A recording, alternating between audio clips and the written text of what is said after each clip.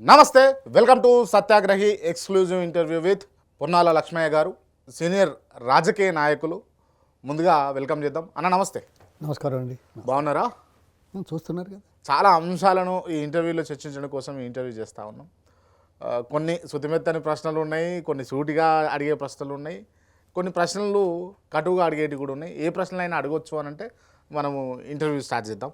చాలా ప్రశ్నలు అనుకుంటూ నా గురించి ఏం తెలియదనుకున్నట్టు అనుకోవాలా, లేకుంటే ఏదో ప్రశ్నలు వేసి చాలా అనే నెపంతో మీరేదో ప్రచారమో కాలయాపన నాకు తెలియదు.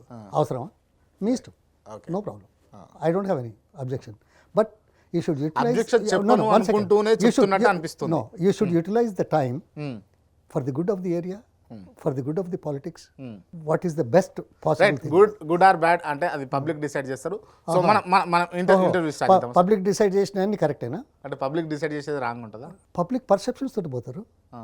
రాజకీయ పార్టీలు ఎందుకు మారుతున్నాయి? Right, okay sir, okay. ఇప్పుడు కాంగ్రెస్ పరిపాలన వచ్చి దాదాపు 12 నెలలు దాటిపోయి అవుతా ఉన్నది. మీ అభిప్రాయం ఏంటి సార్ కాంగ్రెస్ పరిపాలన పైన? కాంగ్రెస్ పరిపాలన అంటే నేనేదో కాంగ్రెస్ నుంచి బయటకు వచ్చానని కాంగ్రెస్ పరిపాలన అనే మాట అంటున్నారు. నాకు తెలిసింది. మీరు ఈ ప్రభుత్వం పనితీరు ఎట్లా ఉంది అంటే అది వేరే ఉండేది. ఎందుకంటే ప్రజలు మెచ్చారు, అవకాశం ఇచ్చారు. అది 1.8%, 1%, ఒక్క మనిషి అటు నుంచి ఇటు పోతే ఏమవుతుంది అది పక్క సూటిగా సమాధానం చెప్పగలిగితే బాగుంటుంది. నేనేదో విమర్శ కోసం కానీ ఇది కానీ కాదు, తెలుసుకోవాలని. ఓకే, గతంలో 10 సంవత్సరాలు పరిపాలన చేసిన కేసీఆర్ గారు మంచి చేశాడా చెడ్డ చేశాడా ఏమైంది అనేది డిబేట్లో తెలుస్తుంది, ఆలోచించే వాళ్ళకి తెలుస్తుంది. ఇంతో అంతో ఎంతో కొంత ప్రజా సంక్షేమం మీద చేసిన పథకాలు మొదలు మీరు కొనసాగిస్తారా లేదా చెప్తారా? కాంగ్రెస్ ప్రభుత్వం ఎప్పటి ప్రభుత్వం ఆ మాట ధైర్యంగా చెప్పారా? పేద ప్రజల కోసం నిర్దేశింపబడి చేసిన కార్యక్రమాలు ఇవి కొనసాగుతాయి అని చెప్పే ధైర్యం వాళ్ళకుందా? నా ఉద్దేశంలో లేదు. మీరు మీ ఇచ్చిన హామీలకే ఎంత అవుతుందో చెప్పే ధైర్యం లేదు. పాత సంక్షేమ కార్యక్రమాలు కొనసాగిస్తామా లేదైనా చెప్పే ధైర్యం లేదు. ఆ తర్వాత పెద్ద విజనరీగా ఎవరు చేయలేదన్నట్టుగా మేము చేస్తామన్నట్టుగా చేయండి, కానీ టైం బౌండ్ పెట్టేసి సంవత్సరానికి 95,000 కోట్ల రూపాయలు అదనంగా ఈ 2 గాక చేస్తారు. అంటే ఇచ్చిన హామీలు పూర్తిగా అమలు చేయలేని వాళ్ళు కొత్త కొత్త అంశాలను తెరపైకి తీసుకొస్తున్నారు అని అంటున్నారు, ఖర్చు పెరిగే అంశాలు. మా దురదృష్టం కదే. కొనసాగుతున్న పేదల కార్యక్రమాలు మొదలు కొనసాగిస్తారా లేదా అనే దానికి కూడా సమాధానం చెప్పట్లే. ఓకే, పాత గవర్నమెంట్ ఇచ్చినటువంటి ఏ గవర్నమెంట్ ఇచ్చినా అరే గవర్నమెంట్లు వస్తాయి పోతాయి. మీరు ఒత్తికరికొని వచ్చారు, అంతకుముందు వేరే వాళ్ళు వచ్చారు లేదా ఆ దేశంలో వచ్చారు, కానీ పేదల కార్యక్రమాలు అయితే మారకూడదు కదా. పేదల నోళ్ళు అయితే కొట్టకూడదు కదా, పేదలకైతే షడకోపం పెట్టొద్దు కదా. సరే కొంతమంది పేర్లు మార్చుకుంటారు, ఇది మార్చుకుంటారు. మీరు ధైర్యంగా ముందుకొచ్చి గతంలో చేస్తున్న పేదల కార్యక్రమాలు, సంక్షేమ కార్యక్రమాలు, రైతుల కార్యక్రమాలు అందులో అవకతవకలు ఉంటే మీరు సరిదిద్దండి. అంటే సింపుల్గా మీరు చెప్పాలనుకుంటే ఒకవేళ ఇప్పుడున్నటువంటి ప్రభుత్వ పాలన మీ భాష ప్రకారం, మీ ప్రకారం ఇప్పుడున్నటువంటి ప్రభుత్వ పాలన ఏ విధంగా ఉందనంటే ఒక్క మాటలో ఏం చెప్తారు? ఒక్క మాట, అనుభవం లేదు, అవగాహన అంతకన్నా చేసుకోలేరు, ఆ తర్వాత అహంకారం, పొగరు. అవగాహన లేనిదే రాష్ట్ర ప్రభుత్వాన్ని నడుపుతున్నారంటారా మీరు? ఇగో ఇక్కడే వచ్చింది. అవగాహన ఉంటే ధైర్యంగా ఎందుకు చెప్తలేడు? అయ్యో మీరు బాగున్నారు, నేను అడిగిన కొనసాగిస్తారా లేదా చెప్తారా? చెప్తట్లేదు కదా. వాళ్ళకి తెలియకనే చేస్తున్నారనే మాటకు నేను చెప్పేది ఇది. తెలుసు చేస్తున్నారు, తెలుగు చేస్తున్నారు, ఈ 3 అడిగి మీరు సమాధానం తీసుకురండి, నేను వద్దంటనా? దండం పెడతాను మీకు కూడా ప్రజల పక్షాన. ఎప్పుడైనా అనిపించిందా కాంగ్రెస్ పార్టీని అనవసరంగా వీడినా అని చెప్పేసి? లేదు. బీఆర్ఎస్ పార్టీలో అనవసరంగా చేరినా అని అనిపించింది ఎప్పుడైనా ఈ కొద్ది కాలం? అంటే మీరు ఈ ప్రశ్నలు అడగడం నన్ను ఒక ఏ వ్యక్తిగా చూస్తున్నారో అర్థమవుతున్నది సార్. మీరు ఒక్క నిమిషం, మీరు అడిగారు అంటే అంత లోకుగా ఆలోచించే ధన్య పరిస్థితి మీకు ఎందుకు వచ్చింది? పొన్నాలు ఎవరో తెలియదా? ఏం మాట్లాడతారా మీరు? పార్టీలు మారాను దేనికోసం అడగండి, కానీ మారారని అనుకుంటున్నారా అంటే మీ ఉద్దేశం ఏందో బయటపడ్డది. నా వ్యక్తిత్వాన్ని కానీ, నా పూర్వ అనుభవాన్ని కానీ, మన బయోగ్రఫీ కానీ తెలియని వాళ్ళు అడిగే ప్రశ్నలు. This is not the forum like that. Right sir, okay. ఎందుకు మారాల్సి వచ్చింది అని అంటే 43 సంవత్సరాలు రాజకీయాల్లో ఉన్నాను. 78లో అమెరికా నాసా నుంచి పనిచేసి ఇక్కడికి వచ్చాను. వచ్చి ఏం చేశానే? కోళ్ల పెంపకం పెట్టాను. ఎందుకు? Cattle shed bond to capital city via Washington DC aerospace అని ఒక మహానుభావుడు ఆర్టికల్ రాశాడు. ఓకే. ఇచ్చి పెడదాం. సరే ఆయన ఏదో రాసిండు. అంటే పశువుల కొట్టంలో పుట్టి అమెరికా దాకా వెళ్ళి నాసాలో పనిచేసి ఇండియాకు వచ్చి దేనికోసం వచ్చినాడు, ఏం పని మొదలు పెట్టాడు? గ్రామీణ ప్రాంతంలో ఉండే చదువుకొని వాళ్ళు, నిర్భాగ్యులు, డిప్రైవ్డ్ సెక్షన్స్ అండ్ అంతగా అదృష్టం లేని వాళ్ళకి కోడి పెంట ఎవరైనా తీస్తారా? ఊళ్ళలో తీస్తారా? ఇప్పటికి కూడా. అంటే ఏమన్నట్టు సామాజికంగా ఏందో ఇప్పుడు అర్థమవుతున్నది. నాలాంటి వాళ్ళు ఎంతోమంది ఉన్నారు, వాళ్ళకు ఉపాధి కల్పించేటువంటి దశ ఉంటే మరింత బాగుపడతారనే ఉద్దేశంతో వచ్చినామని. ఓకే. నాలాంటి వాడికి ఎన్ని సంవత్సరాలు ఆగాల్సి వచ్చింది పార్టీ గుర్తించేదో చేయడానికి? అది కూడా ఎన్టీ రామారావు గారు 85లో ఇచ్చారు. 7 సంవత్సరాలు నన్ను పార్టీ చేశాను. పివి నరసింహారావు గారు లాంటి వాళ్ళకి 2 సార్లు పార్లమెంట్ ఎలక్షన్స్ ఇన్ఛార్జిగా పనిచేశాను. కమాలుద్దీన్కి దాదాపు 5 సార్లు పనిచేశాను. ఓకే, పర్వాలేదు. అంటే సామాజిక వ్యత్యాసాల వల్ల కొనసాగుతున్న రాజకీయాలు అనేది నాకు బాగా తెలుసు. అటువంటిప్పుడు అక్కడ గౌరవం లేకపోతే మీరు అంటారు, మళ్ళీ ప్రశ్నలు ఇస్తారు, నాకు తెలిసింది. మీకు ఎమ్మెల్యే సీట్ ఇచ్చారు కదా, మంత్రి పదవి ఇచ్చారు కదా, పీసీసీ ఇచ్చారు కదా అడుగుతారు. మొదలు సీట్ రావడానికి 7 సంవత్సరాలు పట్టిందా? అమెరికా నుంచి వచ్చినాయి ఆయనకు. అది ఏ కోణమో మీరు అర్థం చేసుకోండి. వచ్చిన తర్వాత ఓడిపోయాం. 26 వచ్చాయి 285లో. 294లో కాంగ్రెస్కి వచ్చిన 26. ఏది ఎన్టీ రామారావు ప్రపంచం. అప్పుడు ఇస్తే ఓడిపోయాను. ఓడిపోయి మళ్ళీ 5 సంవత్సరాలు ప్రజల్లో ఉన్నానని చెప్పే కదా పార్టీ మళ్ళీ టికెట్ ఇచ్చింది. లేకపోతే మళ్ళీ 10 ఏళ్ళు ఉంచవచ్చు కదా. అంటే ఏమన్నట్టు, పార్టీ కోసం పనిచేస్తూ ప్రజల్లో ఉన్నానని చెప్పి పార్టీకి మేలు జరుగుతుందని టికెట్ ఇచ్చారు. పొన్నాల లక్ష్మికి వ్యక్తిగతంగా మేలు జరగాలని కాదు అక్కడ. పీసీసీ ఇచ్చినా వెళ్ళిపోయిండు అనడానికి ఓ ఆస్కారం చూపించడానికే కదా ఇది. మరి అది విశ్లేషణ చేయకుండా మీకు మంత్రి పదవులు ఇచ్చారు, అనుభవించిందంటారు ఇంకా మీది నుంచి. కేంద్రంలో రాష్ట్రంలో కాంగ్రెస్ పార్టీ అధికారంలో ఉండి కూడా సిబిఐలు కేసులు పెడితే ఎవరయ్యా నిర్దోషిగా వచ్చింది? ఇవి ప్రజలకు పోవు కదా, చెప్పలేరు కదా, దీంతో మీకేం రేటింగ్ రాదు కదా. అక్కడే వచ్చింది. అందుకే నేను ఆత్మగౌరవం కోసం, మంచి కోసం ఉన్నాను. అవమానాల పాలు చేశారు, అవమానాలు చేస్తే నిర్ణయించుకున్నాను. ఇప్పుడు కాంగ్రెస్ పార్టీ నుంచి చాలామంది నాయకులు వచ్చారు, డిఎస్ లాంటి వాళ్ళు, సుఖేందర్ లాంటి వాళ్ళు, వీళ్ళు వచ్చినప్పుడు వీళ్ళకు పదవులు దక్కినాయి. మీకు పార్టీ పదవులు ఎందుకు ఇవ్వలేకపోయింది అని అంటే? అదే నా దురదృష్టం ఇక ఇలాంటి ప్రశ్నలు రావడం. ఎందుకంటే నన్ను అర్థం చేసుకునే వాళ్ళు, నా బ్యాక్గ్రౌండ్ తెలియని వాళ్ళు పదవుల కోసమే వస్తారని అనుకునే నేపథ్యంలో మీరు అడిగే ప్రశ్న. ఒక్క నిమిషం ఏదో వాళ్ళు వచ్చారు, వాళ్ళకి పదవులు వచ్చారు, నీకు రాలేదు. పదవుల కోసం వచ్చానా? నేను మొదలే చెప్పాను అమెరికా నుంచి ఎందుకు వచ్చాను? కోల్డ్ పెట్టాను. మీరు అది అర్థం చేసుకోవట్లేదు కదా, అది ప్రజల్లోకి పోవట్లేదు కదా. ఓహో, పదవులు మారితే అంటే పార్టీలు మారితే పదవుల కోసం పోతారని అనుకునే దాంట్లో నేను లేను. రైట్. గౌరవం, ఆత్మాభిమానం, మంచి చేసే దాంట్లో సలహాలు, సూచనలు, లేకుంటే వ్యక్తికి ఇచ్చే గౌరవం ఉండాలని చెప్పి వచ్చాం. ఇంతకంటే నేను ఎక్కువ ఎట్లా చెప్పాలి? ఈ ప్రజల ముందుకు ఎట్లా పోవాలి? తెలవాలి కదా ప్రజలకు కూడా. తెలవాలి కదా అని అడుగుతున్నారు. అవును కాదు, నాకు తెలుసు మీరు ప్రజలకు తెలియాలని కాదు అడిగింది. రాజకీయాలకు ఇట్లా ఉంటాయి, మీరు ఎందుకు ఇట్లున్నారు అని అంటారు. అది అంటే అందరు రాజకీయ నాయకులు లెక్క పొన్నాల లక్ష్మి ఎందుకు ఉండలేకపోతున్నారు అని అంటే? ఎందుకు ఉండాలి? Who are you to tell me how I should be? అంటే పార్టీలో ఇప్పుడు కాంగ్రెస్ పార్టీ గురించి నువ్వెవరయ్యా గిట్లుండాలి గట్లుండాలి అని చెప్పేది? అందాదా పదవులు వస్తేనే పార్టీలు మారాలా అంటే మీ ఉద్దేశం? అంటే రాజకీయ వ్యవస్థను అట్లా తయారు చేశారు కదా రాజకీయ నాయకులు అందరు కలిసి. అది ఇప్పుడు అర్థమైందా? అందుకే కదా నేను ఆ కోణంలో రాలేదని మొదలు చెప్పాను. మొదలు చెప్పిన తర్వాత కూడా మళ్ళీ మీరు ప్రశ్న అడుగుతున్నారంటే ఐ ఫీల్ బ్యాడ్. చాలా మంది కూడా కొంతమంది పదవుల కోసం వచ్చినప్పటికీ, కొంతమంది పదవులు లేకున్నా సరే సస్టైన్ కావాలి మనం పార్టీలలో, ప్రజలకు మేలు చేయాలన్న ఆలోచనతో ఉంటారు కదా. వాళ్ళకి ఇంకేం చెప్పాలి? నాది నేనే చెప్పుకుంటా, నేను ఇంకోళ్ళకి ఎందుకు చెప్తా? పిచ్చోన్నా? లేలే, నాకు తెలుసు మీరు ఎందుకు అడుగుతున్నారు. ఇదేదో వేరైనట్టు, వాళ్ళకేదో సందేశం ఇవ్వమన్నట్టు. మన మనస్తత్వం, మన నమ్మకాలు, మన విశ్వాసాలు, మన కార్యాచరణ, that's for the individual. Why should I? Congress party చాలా సీనియర్ లీడర్లు ఉన్నప్పటికీ కూడా ఎందుకు కొత్త వ్యక్తి అయిన వ్యక్తికి పిసిసి పదవి ఇచ్చింది అని అంటే? ఈ ప్రశ్న నన్ను ఎందుకు అడుగుతున్నారు? అందాదా ఒక్క నిమిషం, ఆగవయ్యా. అంటే గిచ్చి ఏదో సమాధానం తీసుకోవాలనే ఉద్దేశం తప్ప అట్లా కాదు. ఇది ఎవరు చేస్తారు మీకు తెలియదా? మీరు యూఆర్ ఫోర్త్ పిల్లర్ ఎందుకు డెమోక్రసీ. సో ఎవరు చేస్తారు? చేసిన వాళ్ళు ఎవరు? హైకమాండ్. వాళ్ళని ఎప్పుడైనా పోయి అడిగినా మీరు? మీరు అడిగినరా? ఒక్క నిమిషం, సారీ మీరు అడిగినరా అన్నాడన్నా? మీకు అవకాశం ఇచ్చారా? అడిగినరో లేదో నాకు తెలియదు. అవకాశం ఇస్తే అడిగినరా లేదా? అవకాశం ఇవ్వలేదు, అడగలేదు. మరి అవకాశం ఇది కాదు, అవకాశం మీరు అడిగితే కదా అవకాశం ఇచ్చేది. ఇస్తే ఇయ్యరా లేదా అది వేరే. మళ్ళీ మేము పోయినా కానీ మాకు చెప్పలేదని మళ్ళీ అంటారు. మాకు తెలుసు అది, అందుకే ఇయ్యరు.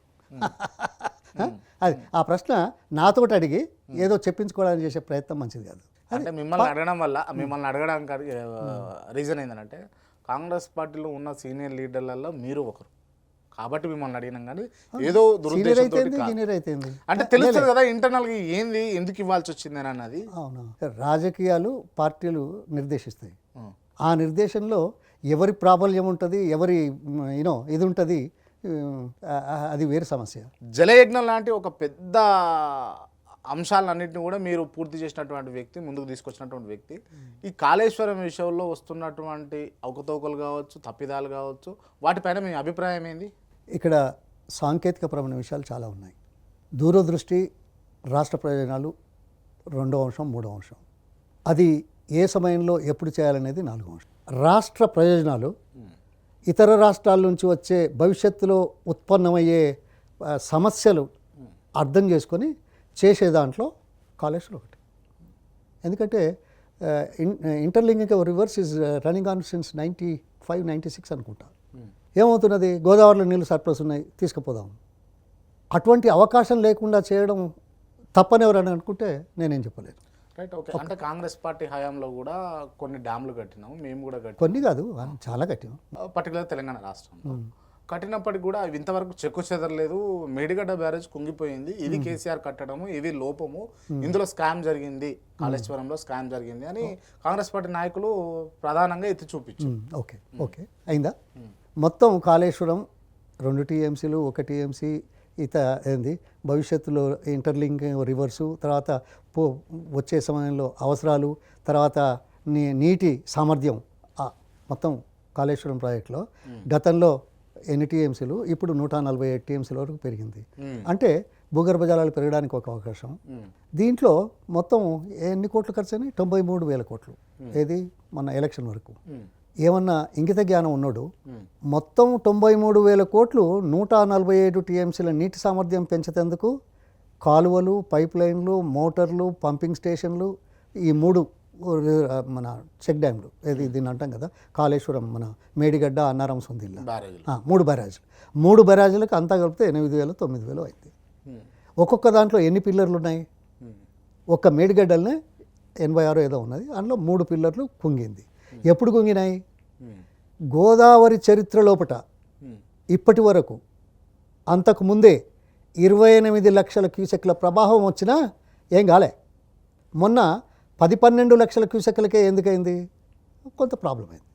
అంటే 28 లక్షలప్పుడు కాలేదు, కానీ 10-12 లక్షల క్యూసెక్లు వచ్చినప్పుడు అయింది అనేది వాస్తవం. ఓకే అయింది. ఆ 3 పిల్లర్లకు ఎంత అవుతుంది? ఒక్కొక్క దానికి 100-150 కోట్ల కంటే ఎక్కువ కాదు, 200 వేసుకో, 600 కోట్లు. 600 కోట్లు మళ్ళీ పెట్టుబడి పెట్టి రిపేర్ చేయడం కోసం చేసే పనిలో మీరు 1,00,000 కోట్లు తిన్నారని చెప్పే దౌర్భాగ్యపు మాటలు ఎట్లా వచ్చింది చెప్పండి? సమాధానం చెప్తారా మీరు? అడిగారా ఎప్పుడైనా ఎవరన్నా? అది కూడా దేశ నాయకులను పిలిపించన్నారు ఎన్నికల ముందు, ఎన్నికల తర్వాత అసెంబ్లీలో అన్నారు. పదే అంటే మీరు ఎంక్వైరీ చేసుకోండి అన్నారు. కాదు, 600 కోట్లు అయ్యే రిపేర్ ఖర్చులో ఇప్పటికే ఆ నేషనల్ డిజాస్టర్ మేనేజ్మెంట్ ఇంతవరకు ఎట్లా చేయాలనేది కూడా ఇవ్వలేదు. అప్పుడేమో 3 రోజులలో వచ్చి టకటక చెప్పిపోయినారు ఇది లోపం అని. ఇప్పుడు దాన్ని రిపేర్ చేయడానికి కూడా ఇంతవరకు లేదు. 15 నెలలు 16 నెలలు అవుతుంది. ఒక్క నిమిషం మీరు వేసుకోమంటే ఎంక్వైరీ వేసుకున్నారు, ఒక కమిషన్ వేశారు, నేను కాదనా. మరి ఎన్నికల ముందు మాట్లాడిన వాళ్ళు 93,000 కోట్లలో 1,00,000 కోట్లు తినమని చెప్పిన వాళ్ళు మంత్రులుగా, ముఖ్యమంత్రులుగా, శాసనసభ్యులుగా, శాసనసభ లోపట ఈ మాటలని ఈ కమిషన్ ముందుకు ఏ ఒక్కరు రాలేదు. ఎందుకు? రాహుల్ గాంధీ ఎందుకు రాలే కమిషన్ ముందుకు అన్నాడు కదా. ముఖ్యమంత్రి ఎందుకు రాలే? మిగతా మంత్రులు ఎందుకు రాలే? ఇది అడుగుతున్నా మీరేమన్నా అందాల.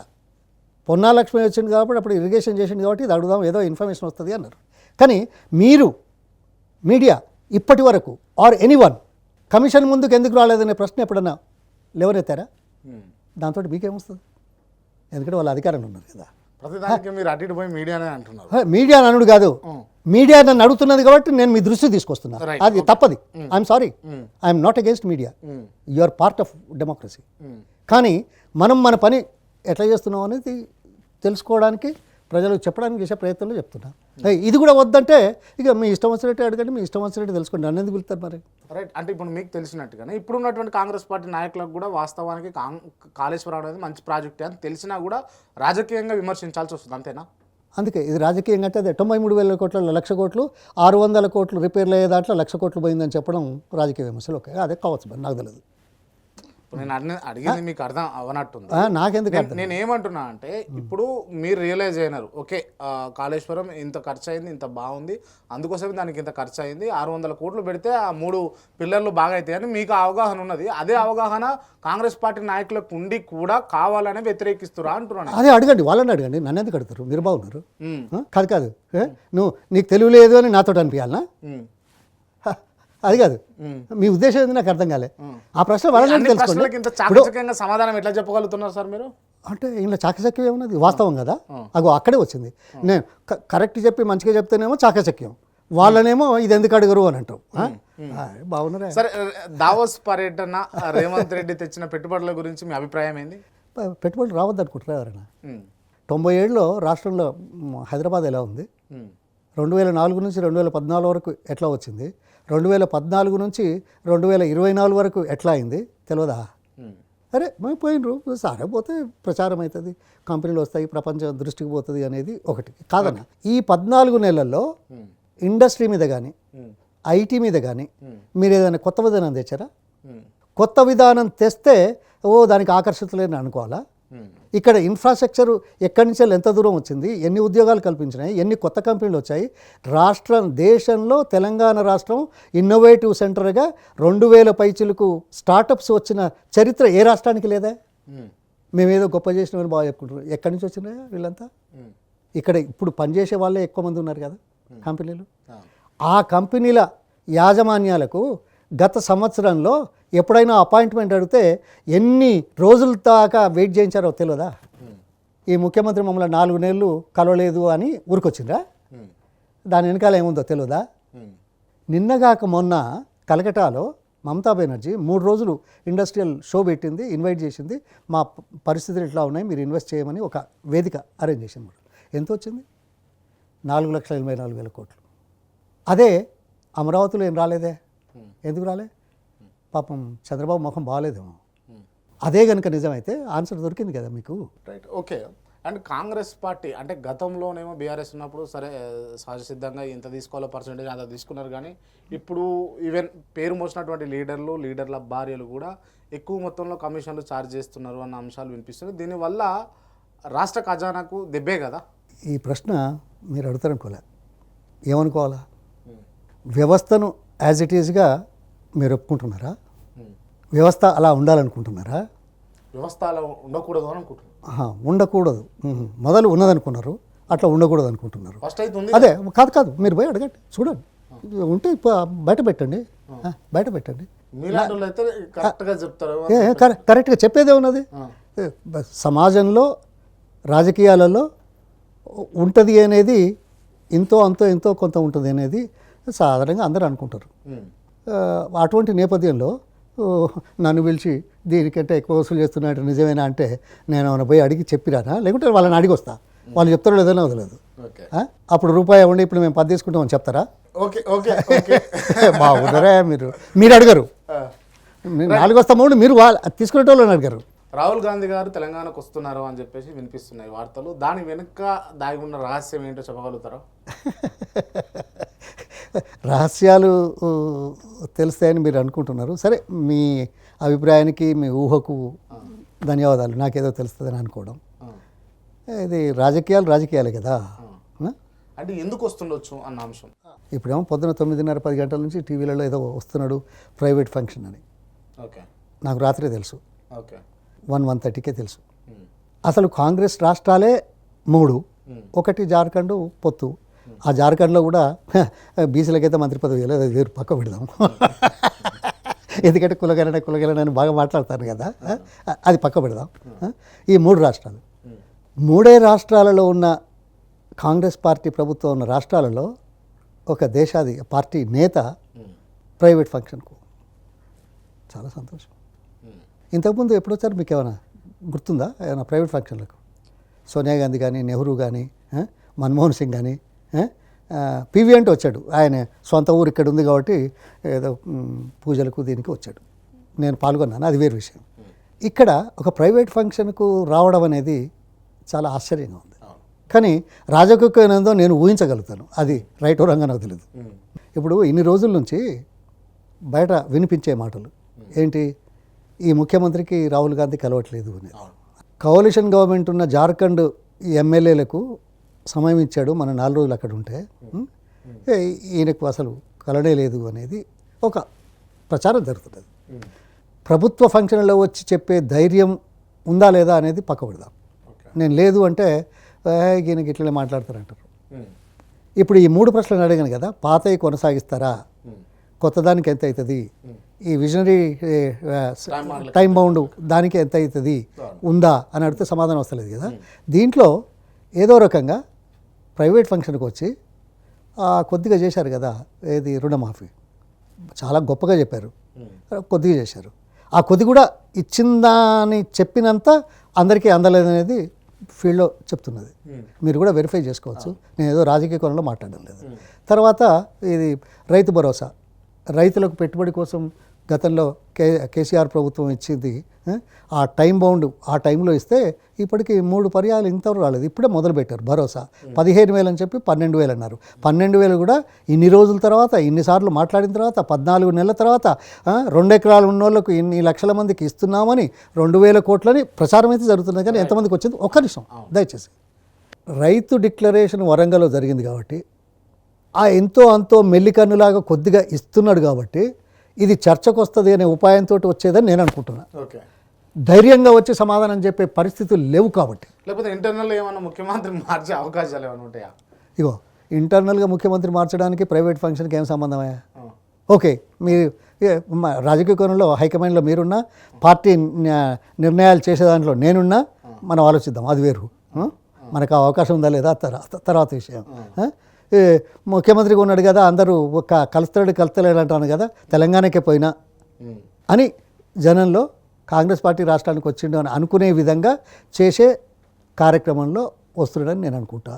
ఆయన ముఖ్యమంత్రిగా ఉన్న రోజులు అయితే ఏమనలేరు కదా, ఎన్ని రోజులు ఉంచుతారు, ఎప్పుడు తీస్తారు, ఇంకెవరిని పెడతారు అనేది మనకు అప్రస్తుతం. కేసీఆర్ గారు బయటికి రాకపోవడానికి రీజన్స్ ఏమై ఉండొచ్చు మీకు తెలిసి? ఈ ప్రశ్న మీరు అడుగుతున్నారంటే రాజకీయ అవగాహన పూర్తిగా లేనట్టే. అవును, బయటికి రాకనే పార్టీ కార్యక్రమాలు నడుస్తున్నాయి కదా. పార్టీ కార్యక్రమాలు ఎందుకు నడుస్తున్నాయి? ఎవరయ్యా ఆయన ముఖ్యమంత్రి, ఎక్కడి నుంచి వచ్చాడు, ఎప్పుడు వచ్చాడు, ఎందుకు వచ్చాడు, ఎప్పుడు ముఖ్యమంత్రి అన్నాడు, చెప్పింది ఏంది, చేసేది ఏంది తెలియదా? ఎవరయ్యా కేసీఆర్? ఈ దేశ చరిత్రలో 14 సార్లు ప్రజాస్వామ్య పద్ధతిలో గెలిచిన వాళ్ళు ఎవరైనా ఉన్నారా ఈ దేశంలో? అంతటి మనిషిని పట్టుకొని ఏం మాట్లాడాడు అసెంబ్లీలో కానీ బయట కానీ? ఈ దిక్కువెళ్ళిన మాటలు వినేందుకు అసెంబ్లీ పోవాలన్నా? దమ్ము ధైర్యం ఉంటే 2 మహానుభావులు అసెంబ్లీలో బడ్జెట్ సెషన్లో 2.5 గంటలు మాట్లాడారు ఇష్యూల మీద, దానికి సమాధానం చెప్పారా? ఓకే, ఆయన రావాలి, నీ సోది ముచ్చట్లు ఎంతెందుకు రావాలన్నా? నీకు అవకాశం ఇచ్చారా, చెయ్యి, వద్దంటున్నావా? నేను రావట్లేదు, నువ్వు చెయ్యి, ప్రూవ్ చెయ్యి, నేను వస్తేంది రాకుంటుంది నీకేంది, నీకే లాభం కదా నేను రాకపోతే. ప్రజలు నీకు మద్దతు ఇచ్చారు కదా, అవకాశం ఇచ్చారు కదా, చెయ్యి. నువ్వు చెప్పింది చేయకుండా ఈయన వత్తలేడు ఏందా కాకిగోలా? మేము ఎప్పుడు రావాలనో ఎప్పుడు రాజకీయం చేయాలో నువ్వు చెప్తావా? ఏ రాజకీయాలు చేయాలో కూడా నువ్వే చెప్తావా? ఇగో ఇది అర్థం చేసుకుంటే మంచిది. రైట్. ఫిబ్రవరిలో భారీ బహిరంగ సభ ఉండబోతుందని కేసీఆర్ గారు మొన్న మాట్లాడిన ఓ వీడియో బయటలో చూసినాం. పెట్టే అవకాశాలు ఉన్నాయని చెప్పేసి మీకు ఏమైనా ఇన్ఫర్మేషన్ ఉందా? అంటే నాకు వేరే చెప్తాడని మీరు అనుకుంటారా? ఎందుకయ్యా ఈ ప్రశ్నలు? చెప్తుండొచ్చు కాక కదా. అయితే మీకు చెప్తామా? చెప్పరా? అది కాదు, ఎందుకు చెప్తాం?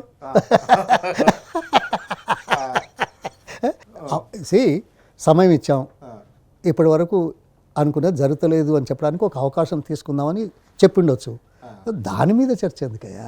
ఇప్పటిదాకానేమో రాలేదు అంటారు, ఇప్పుడేమో వస్తానంటేనేమో వస్తాడా అంటారు, ఇక ఏమో రాలే. చాలా అంశాలను అయితే మరి పొన్నాల లక్ష్మయ్య గారు చెప్పడం జరిగింది ఈ ఇంటర్వ్యూలో.